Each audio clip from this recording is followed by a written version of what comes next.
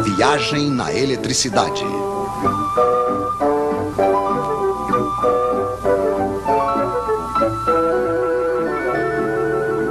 Os Três Mosqueteiros. Agora sabemos o que é a eletricidade. Entre dois fios, liga-se um gerador. Dentro de um dos fios, temos elétrons demais. Dentro do outro, falta. No outro lado dos fios, os elétrons passam através de um receptor desprendendo energia. Isso faz uma corrente de elétrons. É muito simples. Infelizmente, na prática, não vemos os elétrons. E se vocês quiserem se situar nos circuitos elétricos, precisam de um pouco mais de informação, é claro. Esses senhores vão nos ajudar. O gerador cria entre os dois fios uma diferença de potencial ou tensão. Isso é medido em volts. Obrigado, Sr. Volta. O gerador pode ser uma pilha,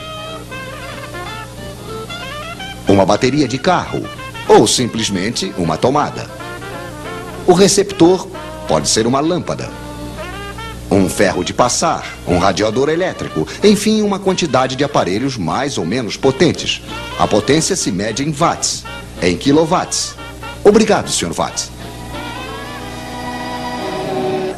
Assim que o receptor é ligado ao gerador, uma corrente passa e não se precisa ser diplomado em eletricidade para compreender que se ligarmos uma lâmpada 2 vezes mais potente, vai passar uma corrente 2 vezes mais intensa. Isso supondo que a quantidade de volts não tenha mudado.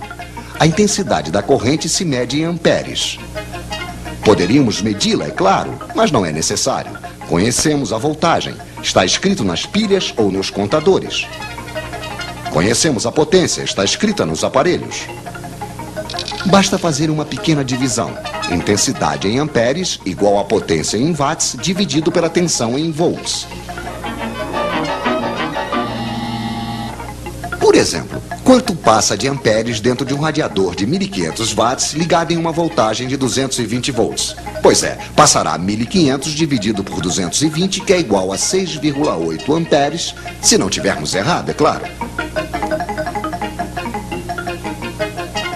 Mas acho que os senhores nos prepararam um pequeno exercício. Em uma mesma tomada, eles vão ligar 3 lâmpadas de 100 watts, um radiador de 1500 watts, uma torradeira de 760 watts e um forno elétrico de 3000 watts. Problema: calculem a intensidade da corrente que vai passar na tomada. Bem, é muito simples. 100 mais 100 mais 100 mais 760 mais 1500 mais 3000. Potência total, 5560 watts. Dividido pela tensão 220, igual, senhores, igual a 25 amperes.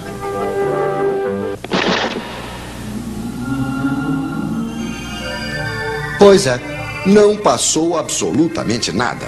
Ou antes, passou tantos amperes que os fios esquentaram, o isolante queimou, a corrente contentíssima, claro, passou diretamente e houve um curto-circuito. Os nossos senhores não conhecem o disjuntor. O nosso radiador esquenta por quê? Porque no interior, a corrente passa em um fio que tem uma certa resistência. Para a resistência dos receptores, precisamos de um quarto mosqueteiro, o ohm, que se escreve ômega. Obrigado, Sr. Ohm. Poderíamos medir esta resistência, mas também não precisamos, pois é calculada facilmente.